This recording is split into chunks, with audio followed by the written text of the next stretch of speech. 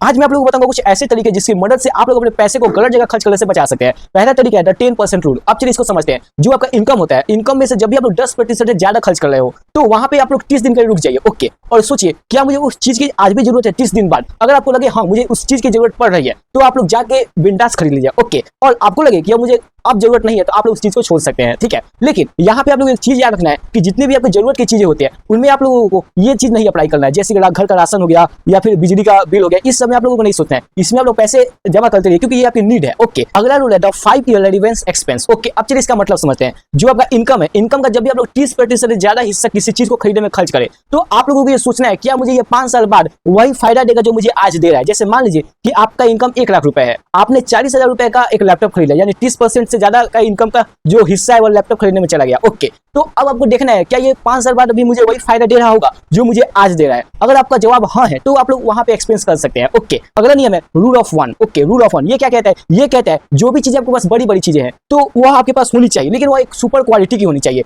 जैसे कि आपके पास एक माइक है तो एक सुपर क्वालिटी का होना चाहिए। ऐसा नहीं कि आपके पास 5 माइक है वो लेकिन वो सबके सब माइक लो क्वालिटी के हैं। ओके, अगला है पर डे कैलकुलेशन। ये कब काम आएगा? ये तब काम आएगा जब आप लोगों को ऐसा लगे कि यह चीज मुझे लेना चाहिए या नहीं लेना चाहिए, तब इसका आप लोग यूज कर सकते हैं। कैसे? जैसे मान लीजिए सामान जो कि 6,000 रुपए का है, ठीक है, अब वह आपको मालूम कि वह 1 साल तक चलेगा तो आप लोग इसको डिवाइड कीजिए कि आपका अमाउंट कितना है। 1 साल, 1 साल में कितने दिन होते हैं? 365 दिन। अब 365 दिन को 6,000 रुपए से डिवाइड कीजिए। ओके, अब वहां पे कुछ जो अमाउंट आएगा, जैसे मान लीजिए कि 50 रुपए आ रहा है, ठीक है, तो जो 50 रुपए है वो 1 दिन का होगा। अगर आपको लगे कि मैं 50 रुपए इस चीज का हर दिन दे सकता हूं तो आप लोग उस चीज को खरीद लीजिए। ओके, अगला है द टू फास्ट रूल। अब चलिए इसको समझते हैं। इसमें कहा जाता है कि आपको कम से कम महीने में 2 दिन ऐसे होने चाहिए जहां पे आप लोग 1 रुपए भी खर्च ना करें। ओके, अगला नियम है the 30 wish list strategy. Okay, अब चलिए इसका मतलब समझते हैं। ये कहता है कि जब भी आप लोगों को कोई चीज लेनी हो, जब भी आप लोगों के मन में कोई इच्छा हो कि मुझे इस चीज को आज लेना है, मुझे उस चीज को कल लेना है, तब आप लोग इसका यूज कर सकते हैं। आपको क्या करना है? एक डायरी लेना है। ओके, और 30 दिनों तक आपको हर दिन लिखना है कि आपको क्या क्या चाहिए। अब महीने के आखिरी दिन यानी 30वें दिन आप लोगों को देखना है उन चीजों में से आपके लिए क्या क्या नेसेसरी है उसको जाके आप लोग ले लीजिए, लेकिन जो जो अननेसेसरी चीजें हैं उसको आप लोग छोड़ दीजिए। ओके, एंड लास्ट नियम है 10% एसक्यू रूल। ये बहुत ही इंपॉर्टेंट है, ठीक है। 10% एसक्यू रूल कहता क्या है? जैसे जो आपका इनकम 1 लाख रुपए है तो इसका 10% हिस्सा यानी कि 10,000 रुपए